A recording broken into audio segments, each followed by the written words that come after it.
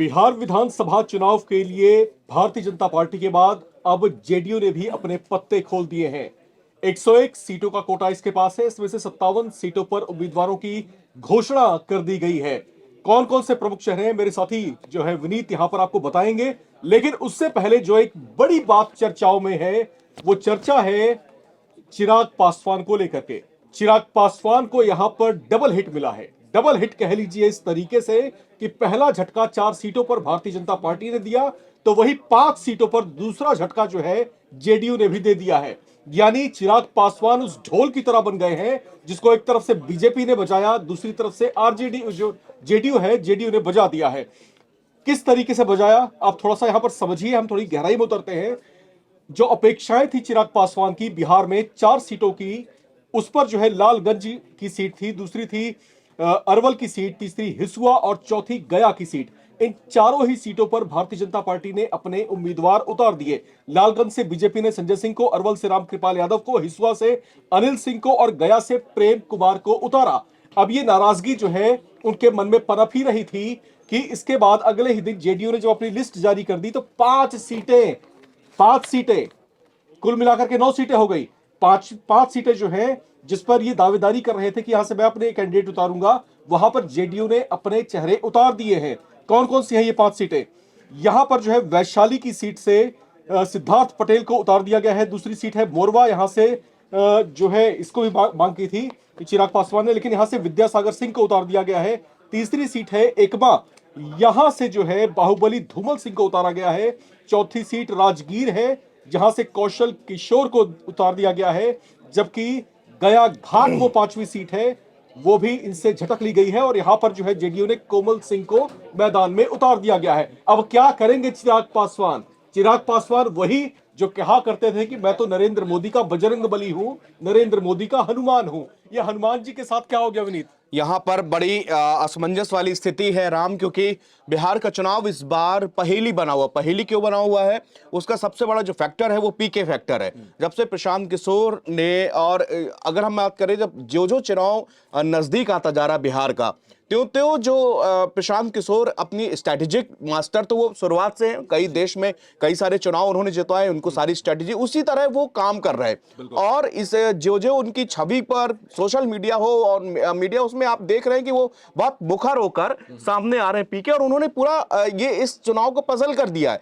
इसलिए महागठबंधन हो चाहे एनडीए हो, वो सारी पार्टियां बहुत फूक फूक के कदम रख रही हैं, क्योंकि उनको सबको ये डर सता रहा है कि भाई ये जो है पीके फैक्टर कहीं काम कर गया। अगर इसने कहीं 20 से 25 सीटों का भी इधर उधर किया, तो ये मतलब पूरी सरकार जो दोनों तरफ की किसी की भी हो, वो बेढर्री हो जाएगी। एक तरीके से कहा जाए कि एक अप्रत्याशित। हाँ, ये एक आपको इस बार के, और ये बता दें कि दिल्ली तक सत्ता तक जाने का रास्ता उत्तर प्रदेश और बिहार से होकर गुजरता है। यहाँ के विधानसभा चुनाव बहुत पूरे देश भर में इनके नतीजों की चर्चा होती है, दूसरे प्रदेशों में इनके रिजल्ट के प्रभाव पड़ते हैं। ये सब बातें हम लोग हमेशा चर्चा में करते हैं। जो अभी जो लिस्ट आई है, मैं चर्चा को आगे बढ़ाने से पहले राम एक बार सिलसिलेवार तरीके कोई बड़े चेहरों के नाम यहां पर आपके सामने को। आलमनगर से नरेंद्र नारायण यादव को वहां पर टिकट दिया गया है।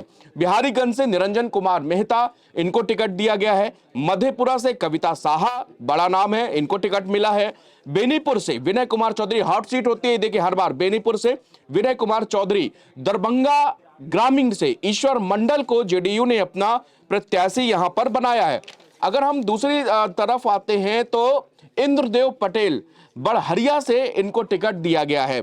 समस्तीपुर अश्वमेघ देवी, इनको टिकट दिया गया है, समस्तीपुर हॉट सीट है। सरायगंज से, सराय रंजन से विजय कुमार चौधरी को वहां पर टिकट मिला है। इसके अलावा अगर हम देखें तो मोरवा से विद्यासागर सिंह निषाद हैं, और इसके अलावा हसनपुर राजकुमार राय को यहां से प्रत्याशी जेडीयू ने अपना बनाया है। इसके अलावा अगर खगड़िया से बबलू मंडल को का नाम आता है, बेलदौर से पन्नालाल पटेल, जमालपुर नचकेता मंडल, सूरगढ़ा से रामानंद मंडल, और शेखपुरा रणधीर कुमार सोनी।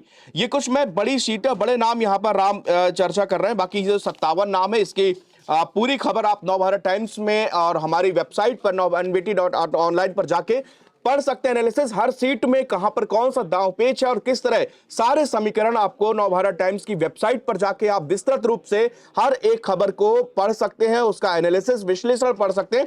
यहां पर आप आपको बड़े नाम और बड़ी सीटें यहां पर जिक्र कर रहे हैं। अस्थावा से जितेंद्र कुमार को आप यहां पर टिकट दिया गया है, नालंदा से श्रवण कुमार को वहां पर अपना उम्मीदवार बनाया गया है। ये मोकामा से आनंद सिंह बाहुबली, उन्होंने एक दिन पहले ही अपना नामांकन दाखिल कर दिया था जहां पर ट्रेन रोक दी गई थी राम, तो ये वो नाम है।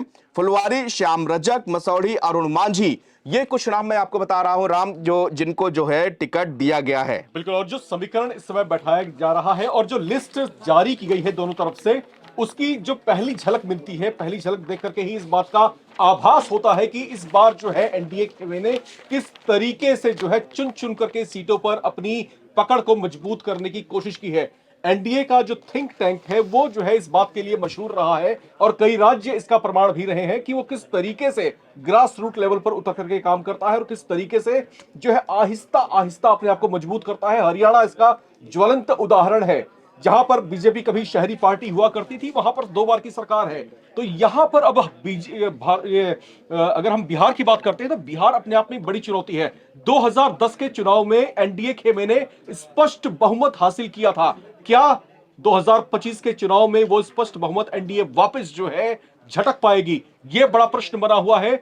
दूसरी महत्वपूर्ण बात, चाहे एनडीए के हनुमान हो चाहे मारीच हो, किसी भी बात से सैक्रिफाइस नहीं किया जा रहा। इसका ज्वलंत उदाहरण यहां पर चिराग पासवान है, जिनकी 9 सीटें अपेक्षित थी इनकी तरफ से, इसमें से 4 सीटें बीजेपी ने कैंडिडेट उतार दिए, 5 पर जो है जेडीयू ने घोषणा कर दी है। अब ये एनडीए के हनुमान क्या करेंगे, ये बड़ा सवाल इस समय बना हुआ है। और दूसरी महत्वपूर्ण बात यह कि अब की बार के चुनाव में एनडीए खेमा किसी भी तरह का रिस्क लेना नहीं चाहता, स्टेप बाय स्टेप अपनी रणनीति पर जो है उतरना चाहता है, उसी पर वो काम करता दिखाई दे रहा है। स्पेसिफिक जो नाम आपने यहां पर पढ़ करके सुनाए, मैं गया से जो है प्रेम कुमार की बात यहां पर करना चाहूंगा। प्रेम कुमार वो चेहरा है गया सीट से जिन्होंने पिछली बार के चुनाव में बड़े ही एडवर्स कंडीशन में, बड़ी ही विपरीत परिस्थितियों में चुनौतीपूर्ण तरीके से जो है इस सीट पर जो है जीत के झंडे गाड़ दिए थे। दिखा दिया था प्रेम कुमार ने कि गया सीट पर जो है नामुमकिन कुछ भी नहीं है। लेकिन अब की बार अपेक्षाएं थी चिराग पासवान की, उनका यह कहना था कि यह सीट जो है हमारा गढ़ रहा है, यहां पर जो है हमारी अच्छी पकड़ है, इसको हम हासिल कर सकते हैं। लेकिन बीजेपी ने अपने इस अनुमान पर यकीन नहीं किया और आखिरकार प्रेम कुमार के नाम की घोषणा उस सीट से कर दी गई। उसी तरह का रिस्क जो है जेडीयू ने भी नहीं ली। जो 5 सीटें अपेक्षित थी चिराग पासवान को, उनको नहीं दी, उनके लिए नहीं छोड़ी और वहां से अपने उम्मीदवार उतार दिए। राम देखिए, बीजेपी हमेशा जो है इलेक्शन मोड ऑन रहता है। एक जो बीजेपी के तमाम सीनियर लीडरशिप ये बात जग जाहिर कर चुके हैं कि जब हम चुनाव जीतते हैं उसके बाद सेलिब्रेशन करते हैं, सेलिब्रेशन करने के बाद जो हमारी अगली सुबह होती है वो नेक्स्ट उसी चुनाव को दोबारा जीतने की प्लानिंग हम तब से स्टार्ट कर देते हैं। बीजेपी का कैडर, बीजेपी के कार्यकर्ता, और सबसे बड़ी बात है कि बिहार में भारतीय जनता पार्टी किसी भी तरह अपने पैर पसारना चाहती है और उसको ये मौके की तरह दिख रहा है कि इस बार वो इसमें इन्वॉल्व हो सकती है, क्योंकि बड़े भाई होने के बावजूद जो है छोटा भाई रह जाने का दर्द भारतीय जनता पार्टी समझती है और इस बार वो चाहती है। इसीलिए इस बार कोई बराबर के भाई, ना कोई बड़ा भाई ना कोई छोटा भाई, 101 से 1 सीटें। आप जब सीटों का बंटवारा हुआ तभी तरह बिल्कुल बीजेपी की पॉलिसी क्रिस्टल क्लियर थी कि अब कोई बड़ा छोटा नहीं है, अब बराबर के भाई हो चुके हैं। और अब इंतजार इस बात का, बहुत सारी रिपोर्ट्स तो ऐसी भी आ रही हैं जिसमें बताया जा रहा है कि हो सकता है कि नीतीश कुमार को सीएम बनाया जाए, फिर उसके बाद कुछ और परिवर्तन आपको देखने को मिले। लेकिन बिहार का चुनाव राम इस बार का बहुत दिलचस्प होगा, बहुत रोमांचक कह सकते हैं इस चीज को। और दूसरी बात ही, उत्तर प्रदेश और बिहार के जो चुनाव है खास तौर से मशहूर रहे हैं पिछले कुछ डिकेड्स में कि यहां पर जातीय समीकरणों का बड़ा ही बोलबाला रहा है विनीत। बिल्कुल। लेकिन अगर हम देखें पिछले 15-20 सालों का जो ट्रैक रिकॉर्ड रहा है, जो आम मतदाता है उनका जो माइंडसेट है वो आहिस्ता आहिस्ता बदला है। बिहार की जो जनता है, बिहार की जो आवाम है, वो जो है अब जागरूक हुई है। और इस बात का प्रमाण ये है कि जिस तरीके से बीजेपी को धीरे धीरे स्वीकार किया और वहां पर जिस तरीके से उसने अपने आप को फैलाना शुरू किया है, तो कहीं ना कहीं ये इस बात का संकेत हो सकता है कि बिहार की जो जनता है शायद वो परिवर्तन की अपेक्षाएं कर रही है किसी दल से। लेकिन यहां पर पीके भी खेल कर रहे हैं, बिल्कुल भी मैदान में उतरे हुए हैं। क्या वो परिवर्तन का पर्याय बनेंगे? क्या परिवर्तन के पर्याय के तौर पर बिहार की जनता उनको खुले दिल से स्वीकार करेगी? क्या वो बिहार के अरविंद केजरीवाल साबित होंगे? यह भी एक बड़ा प्रश्न इस समय बना हुआ है। लेकिन भारतीय जनता पार्टी एक माहिर खिलाड़ी, दशकों पुराना अनुभव और जिस तरीके से ग्रास रूट लेवल पर वो काम करती रही है लेयर बाय लेयर, तो इसको भी जो है आप दरकिनार नेग्लेक्ट नहीं आप इसको कर सकते हैं। तो इस बार का जो चुनाव है, स्पेसिफिक मैं इसी बार के चुनाव की बात कर रहा हूं, ये अपने आप में जो है बड़ा ही रोमांचक है। और इस बार बिहार का जो माइंडसेट है वो किस तरफ पोलराइज होगा, ये भी देखने लायक होगा। क्योंकि देखिए राम, दिलचस्प इसलिए है क्योंकि पीके का एक बिहार के लोगों को एक ऑप्शन मिला है। जैसे दिल्ली के लोगों को क्या था कि आम आदमी पार्टी जब बनी थी, एक आंदोलन से पार्टी निकली, जिसके नेता ने कसम खाई थी कि वो कभी राजनीति नहीं करेंगे, कभी कुछ नहीं, लेकिन एट द एंड वो राजनीति में आए अरविंद के, और लोगों ने उनको एक्सेप्ट किया, 2 बार एक्सेप्ट किया, 3 बार एक्सेप्ट किया। और उसका कारण यह हुआ कि पार्टी को प्रचंड बहुमत पे आए। और क्या दिल्ली के लोगों को लगा कि यार वही बीजेपी कांग्रेस वही पैटर्न, इससे थोड़ी बाहर निकला जाए। सेम सिचुएशन बिहार के लोगों के साथ में है कि वही जेडीयू, वही आरजेडी, वही भारतीय जनता पार्टी, महागठबंधन और एनडीए का दोनों के पार्टियां। और इस समय पीके जो है एक अलग लाइन लेंथ से आए हैं, युवा हैं और बहुत अपने जो उनकी रैलियां हो रही हैं उनमें उनके एग्रेसिव स्पीचेस है, उनकी अपनी लोकल टंग से बात करते हैं, भले ही उनको वो विदेशों में रहे हों, विदेशों में उनका वो बिजनेस हो, कुछ भी हो, लेकिन उनकी जो भाषा है वो लोगों को कनेक्ट कर रहे हैं, अपनी बात कर रहे हैं, रोजगार की बात कर रहे हैं, वो पलायन की बात कर रहे हैं। क्योंकि और देखिए लॉ एंड ऑर्डर, चलते चलते हम लोग इसकी बात कर रहे हैं। अगर अभी आपने उदाहरण दिया उत्तर प्रदेश का, उत्तर प्रदेश में 2017 में जब चुनाव के नतीजे आए तो लोगों को शॉक्ड हो गए कि इस चुनाव ने जातिवादी जो विचारधारा के उत्तर प्रदेश के तमगा लगा था वो हटा, कि लोगों ने इस बार जातिवाद से ऊपर हटके वोट किया। उसके बाद जब दूसरा इलेक्शन हुआ 22 वाला, सेम सिचुएशन थी, और उसमें भी उत्तर प्रदेश के लोगों ने लॉ एंड ऑर्डर को देखा, विकास को देखा, या फिर जो भी उनके सामने फेस आया उस पर बिलीव किया और जाति के आधार से ऊपर हट के।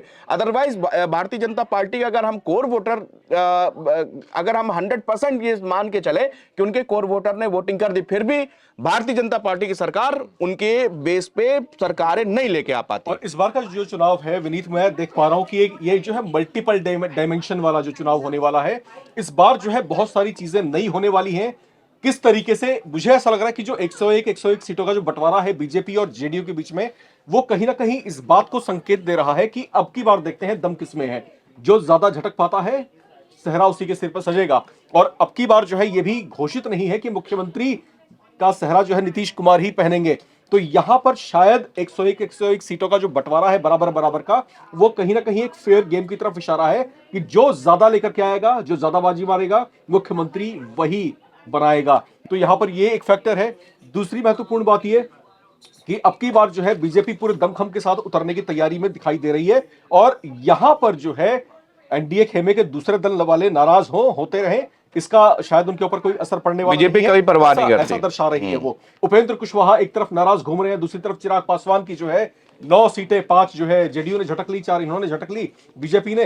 तो ऐसे में जो है उनके पास जो अपेक्षाएं थी जिन सीटों से, वो उनसे निकल चुकी हैं। बाकी जो उनके कोटे में अब आएंगी उस पर वो क्या कमाल कर पाएंगे, ये बड़ा सवाल यहां पर बन रहा है। दूसरी महत्वपूर्ण बात यह कि एक और जो डायमेंशन जो है वो है बिहार की जनता। बिहार की जनता त्रस्त है, वो परिवर्तन की बयार चाहती है। और नीतीश कुमार की पॉलिटिक्स इन गुजरे दशकों में जो है कुछ इसी तरीके से रही है कि वो जो है विकास मानव के तौर पर जो है बिहार में जाने पहचाने रहे हैं। और इसी वजह से जो है कई बार मुख्यमंत्री का सहरा भी पहन चुके हैं। अब जब विकास और परिवर्तन की ही बात चल रही है तो बिहार की जनता शायद इस बार किसी और ही मूड में हो सकती है। हो सकता है कि उसकी अपेक्षाएं अब की बार जातीय समीकरणों से अलग, अन्य जो क्षेत्रीय अनुकरण है समीकरण है उससे अलग, या फिर जो पारंपरिक वोटकास्टर्स हैं किसी पर्टिकुलर पार्टी को लेकर के, वो माइंडसेट भी शायद यहां पर ब्रेक होते हुए आप देखेंगे। और अब की बार हो सकता है कि बिहार की जनता एक मानसिक विद्रोह दिखा दे और इस बार कुछ और ही जो आंकड़े आए नतीजों में वो कुछ और ही दिखा दे। विनीत, बिल्कुल इंतजार रहेगा राम 14 नवंबर का। तब तक के लिए 14 नवंबर को जब टिकट रिजल्ट घोषित होंगे उस समय वास्तव में सब चौंकाने वाले होंगे। बहुत बहुत शुक्रिया। फिलहाल सभी दर्शकों का नवभारत टाइम्स के साथ जुड़े रहिएगा।